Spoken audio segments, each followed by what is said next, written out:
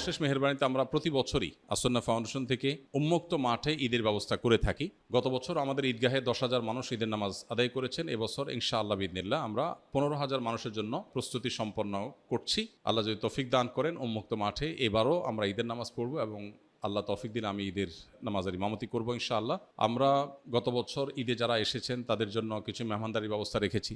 3টা করে খেজুর, 1টা করে ফিরনির বাটি এবং 1 বোতল পানি। যারা আসছেন মুসল্লিরা সবাইকে আমরা খাওয়ানোর চেষ্টা করেছি। এবছর 15,000 মানুষের জন্য সেই প্রিপারেশন থাকবে। সেই সাথে গত বছর বাচ্চাদের জন্য বিভিন্ন রাইড ছিল।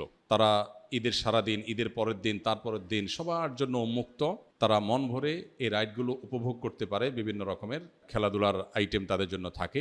রেলগাড়ি, ট্রেন, তারপরে জাম্প দেওয়ার জন্য আরও বিভিন্ন রকমের আয়োজন তাদের জন্য থাকে। তো সেটা এই বছর আরও বিশেষ কলেবরে থাকবে ইনশাআল্লাহ, যাতে করে বাচ্চারা ঈদকে যথাযথভাবে উদযাপন করতে পারে। আমরা ঈদের নামাজ পড়ে বাসায় গিয়ে মোবাইল টেপাটেপির এই কালচারটাকে পরিবর্তন করতে চাই। সেজন্য ঈদগাহে আমরা নানাবিধ আয়োজন রাখছি। সবার জন্য যেমন হালকা নাস্তার ব্যবস্থা, আবার বাচ্চাদের জন্য রাইডের ব্যবস্থা, মা বোনদের জন্য পর্দার সাথে মা বোনদের ভেতরে মহিলাদের মাধ্যমে তাদের হাতে মেহেদি দেওয়ার ব্যবস্থা এবছর নতুন করে আমরা রাখছি। আমাদের উদ্দেশ্য ঈদকে সত্যিকারের ঈদে পরিণত করা। এখন দুর্ভাগ্যজনক বাস্তবতা হলো যে গ্রামে হোক শহরে হোক ঈদ হয়ে গেছে আমাদের মসজিদে গিয়ে কোনো রকম ঈদের নামাজটা পড়ে বাসায় এসে মোবাইলে ফেসবুকে স্ক্রল করা। এটা আসলে প্রকৃত ঈদ হতে পারে না। ঈদ উপলক্ষে আত্মীয় স্বজনের বাসা বাড়িতে যেমন যাওয়া দরকার, আনন্দ ভাগাভাগি করা দরকার, মোবাইলের স্ক্রিনের বাইরে এসে ঈদটাকে উপভোগ করা আমাদের প্রত্যেককে চেষ্টা করতে হবে। বাচ্চাদের জন্য দেখা যায় দুর্ভাগ্যজনক যে ঈদের দিনও তারা ট্যাব নিয়ে, মোবাইল নিয়ে গেমস, কার্টুন ইত্যাদিতে ব্যস্ত থাকে।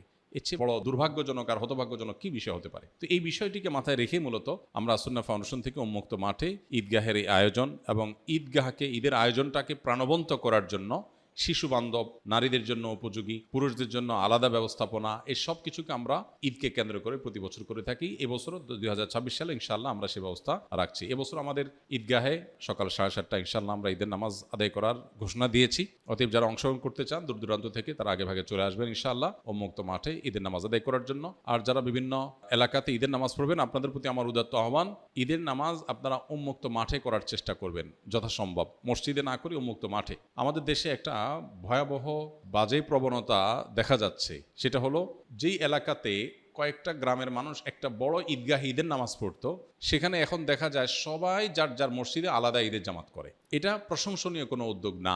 ইসলাম চায় যে ঈদের নামাজ হবে কেন্দ্রীয়ভাবে, অর্থাৎ অনেক ছোট ছোট এলাকার মানুষ একটা বড় জায়গায় একত্র হয়ে ঈদের নামাজ পড়বে। এতে ঈদের সৌন্দর্য পূর্ণরূপে প্রকাশ পায়। ইসলাম আমাদেরকে দেখুন পাঞ্জেগানা 5 ওয়াক্ত নামাজের কনসেপ্ট বা বিধান যেটা দিয়েছে, এখানে ছোট্ট একটা মহল্লার মানুষের দিনে 5 বার দেখা হয়। জামে মসজিদের যে ধারণা ইসলাম দিয়েছে, আমাদেরকে বিধান দিয়েছে, সেখানে কি হয়, ছোট ছোট মসজিদের মুসল্লিদের আর একটু বড় পরিসরে দেখা হয়। সপ্তাহে একদিন জুমার দিন কয়েকটা ছোট ছোট মহল্লার মানুষ একটা বড় মসজিদে মিলিত হন। আর ঈদগাহে সারা বছর যাদের সাথে দেখা হয় না, বছরে ঈদগাহে 2 ঈদে তাদের সাথে দেখা হয়। তো এই ধারণাটাই আমরা পরিবর্তন করে ফেলছি।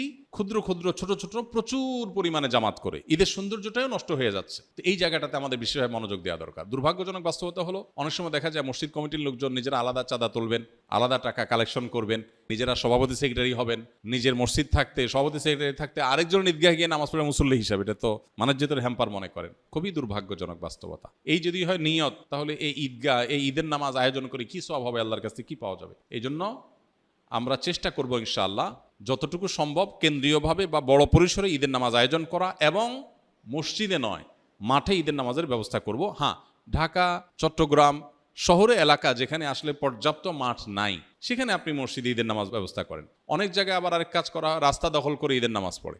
রাস্তা যদি এমন হয় যে প্রাইভেট রোডের মতো, যে এটাতে কারোর অসুবিধা হবে না, বিকল্প ব্যবস্থা আছে, তাহলে নিরুপায় হিসাবে আপনি রাস্তায় দাঁড়াতে পারেন। কিন্তু অনেক সময় দেখা যায় যে একেবারে গুরুত্বপূর্ণ রোড মাথা ব্লক করে দিয়ে সেখানে আপনি নামাজ পড়ছেন না। এটার জন্য তো আপনাকে শরীয়ত পারমিশন দেয়নি। আপনি মানুষের চলাচলে ব্যাঘাত সৃষ্টি করবেন। নবী সাল্লাল্লাহু আলাইহি ওয়াসাল্লাম বলেছেন, ইয়াকুমুল জুলুস আলা তারিক, তোমরা রাস্তায় বসবে না, রাস্তা দখল করবে না। তো এই বিষয়গুলো আমাদের মাথায় রাখা দরকার। আসন্না ফাউন্ডেশন থেকে আমরা যে ঈদ আনন্দ আয়োজন, শুধু ঈদের নামাজ না, কমপ্লিট প্যাকেজ রেখেছি। আমার বিশ্বাস দেশের প্রত্যন্ত অঞ্চলে অনেকেই চেষ্টা করলে এরকম আয়োজন করতে পারেন, যে ঈদ শুধুমাত্র নামাজ পড়ে বাসায় গিয়ে মোবাইল টিপা নয়, বরং ঈদ হলো আনন্দ ভাগাভাগি করা, বাচ্চাদের আনন্দ মেয়েদের আনন্দ, পুরুষদের আনন্দ, সবার আনন্দ শরিয়ার সীমার মধ্যে থেকে পূর্ণরূপে উপভোগ করা হলো ঈদ। ঈদকে কেন্দ্র করে আমাদের কিশোর গ্যাং, ছোট ছোট ছেলেফেলেরা অনেক সময় দেখা যায় অনেক উশৃঙ্খল আচরণ করে, অনেকে দেখা যায় পিক আপে গান বাজনা করে বেড়ায়, পুরো এলাকাকে অতিষ্ঠ করে বেড়ায়। এগুলোর বিরুদ্ধে আমাদের সামাজিক সচেতনতা তৈরি করতে হবে। পটকা ফুটানো, বিকট আওয়াজে গান বাজানো, এগুলোর বিরুদ্ধে আমাদের প্রত্যেককে সামাজিকভাবে